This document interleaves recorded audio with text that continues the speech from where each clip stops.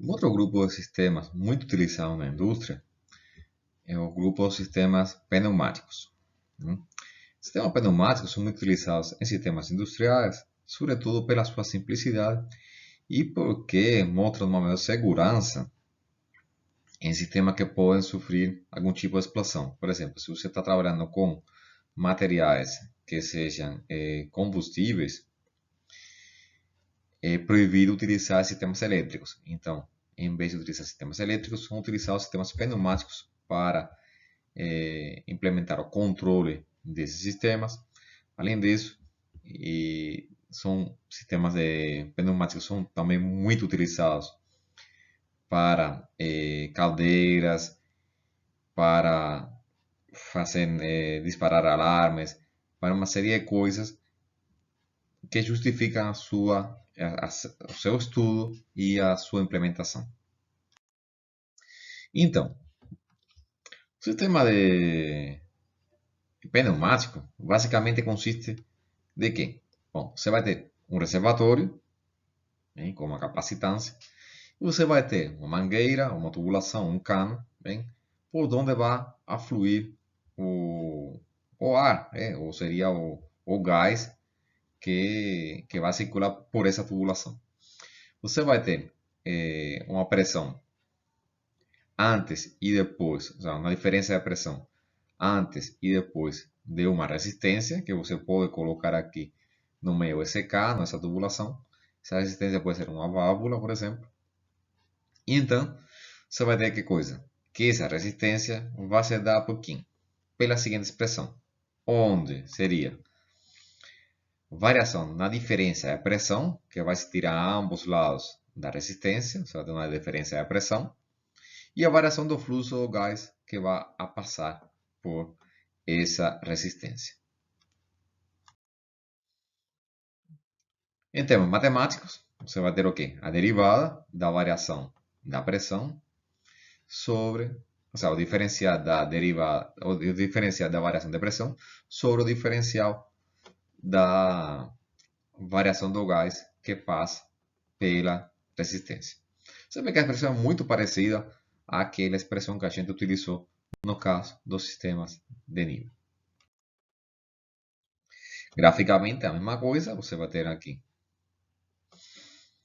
que essa expressão dos diferenciais vai definir que coisa? Vai definir uma linearização que é feita em torno do ponto de operação e onde essa aproximação é válida para pequenos desvios que vão acontecer em torno do ponto de operação.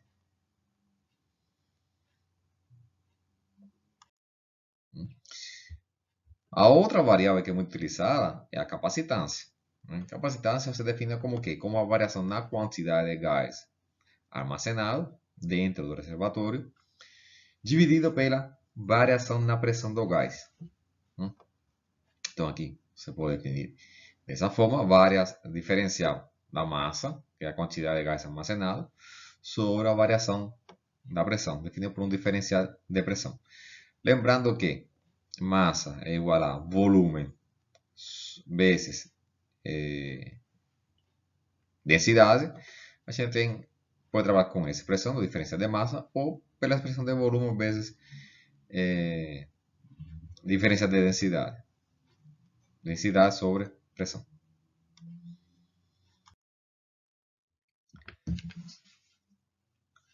A capacitância do reservatório, do recipiente de pressão, vai depender do tipo ou processo de expansão a que é submetido o gás. Lembra-se da lei do gás perfeito? Bom, se o processo de expansão for politrópico, isotérmico e adiabático, a gente pode representar por essa expressão que temos aqui. Essa expressão vem do gás perfeito, certo? Então, bom, N é o nosso expoente politrópico.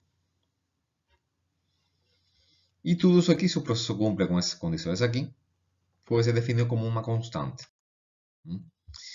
Para gases perfeitos, a gente sabe que PV é igual a RT. E onde T é a temperatura absoluta, V é o volume específico do gás, M é a sua pressão molecular, e V barra e R barra só o volume, a constante do gás para 1 mol. Bem? R vai ser a constante do gás. E bom, a gente trabalhando com essas expressões, a gente chega nessa expressão aqui. PV igual a RT, basicamente. Bom, uma expansão politrópica, o exponente N é unitário. No caso de uma expansão adiabática, né, o N é dado por quem? Pelo calor específico a volume constante, a pressão constante sobre o calor específico ao volume constante. É essa expressão que aparece aqui. Em muitos casos, o que acontece? O expoente N ele pode ser considerado constante. E a capacitância também. Então, nesse caso, a gente chega nessa expressão aqui. Bem, trabalhando com todas as expressões anteriores, a gente chega nessa expressão que temos aqui. Enfim, colocando tudo junto, bem, a gente pode definir a capacitância do reservatório como sendo o quê? V, que seria o volume, sobre N, que é o expoente politrópico, R, constante de gás, e T vai ser a temperatura. Caso a temperatura permaneça constante, a capacitância também vai ser constante, porque V é constante, que é o volume do reservatório, N também, R também, e somente vai depender de T. Como você consegue que T seja constante? Isolando o reservatório. Se o reservatório se encontrar bem isolado, não vai acontecer intercâmbio térmico entre o gás e o exterior. Então, você consegue manter T constante e dessa forma a capacitância também seria constante. Que outra coisa, bom, em muitos casos a gente pode aproximar o coeficiente, o expoente politrópico, a um valor aproximadamente em 1 ou 1.2. Bem, para gases sem isolamento. Bem, o gás isolado aí muda. E então, finalmente, a gente chega na seguinte expressão. Ou seja, montando tudo isso aí, você sabe que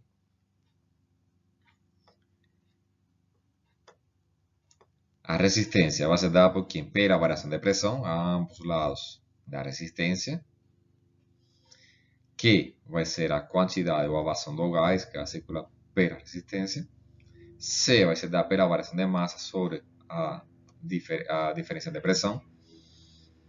E a gente tem, bom, dessa pressão aqui, você vai passando dP para cá, dm, a gente sabe que dm vai ser igual à variação de massa, diferença de massa vai ser dada por quem? Pela vazão, vezes o diferencial. Então temos essa expressão aqui, passando o dt para cá, fica C igual a dP, que é a variação da pressão aqui dentro do reservatório, dt, vai ser igual a quem? Ao Q. O Q sai dessa expressão aqui. E não temos pressão da entrada, pressão da saída, ou seja, a pressão antes da resistência, pressão depois da resistência sobre R, que é a resistência. E observem que já essa aqui é a nossa equação de estados. Essa aqui é a nossa equação de estado, onde o estado, o estado vai estar definido por quê? Pela variável que está variando aí no sistema. Nesse caso, a dinâmica está concentrada onde? Na diferença da pressão, dP. O sea, dP vai ser a nossa variável de estado, PI vai ser a pressão de entrada, e bom, IRC são constantes do sistema. Então, isso aqui seria basicamente, de forma muito simples, como a gente poderia modelar um sistema de pressão.